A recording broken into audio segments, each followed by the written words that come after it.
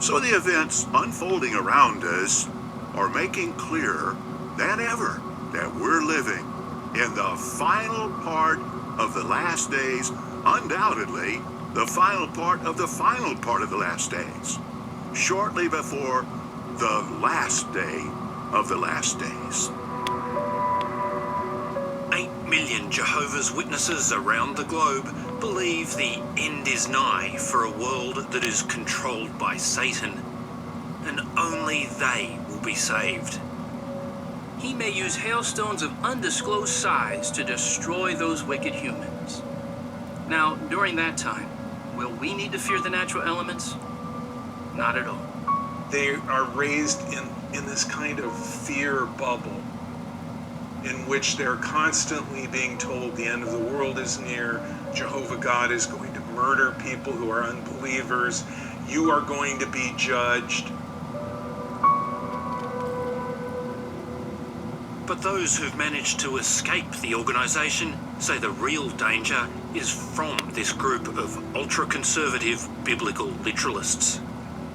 Former Jehovah's Witnesses have come forward to expose practices they say have destroyed lives. Everybody thinks that Jehovah's Witnesses are just lovely people, friendly, nice-looking people who may be a bit quirky, who knock on doors. And it's very difficult to help people understand just how dangerous this group is and what a harrowing experience people who leave have to go through.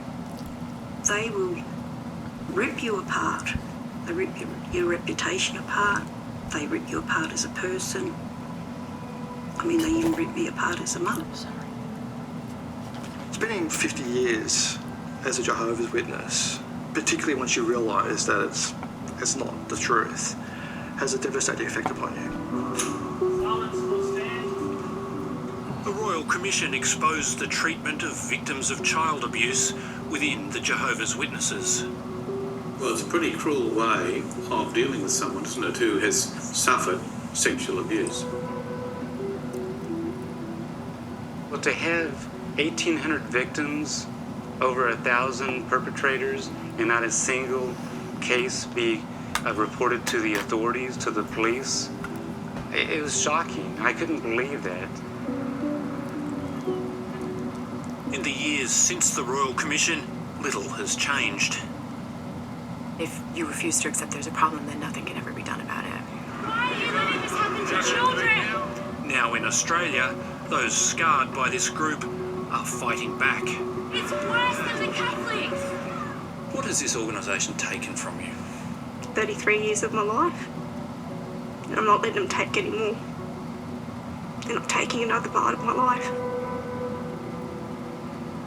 Tonight on Four Corners, we investigate the secretive world of the Jehovah's Witnesses.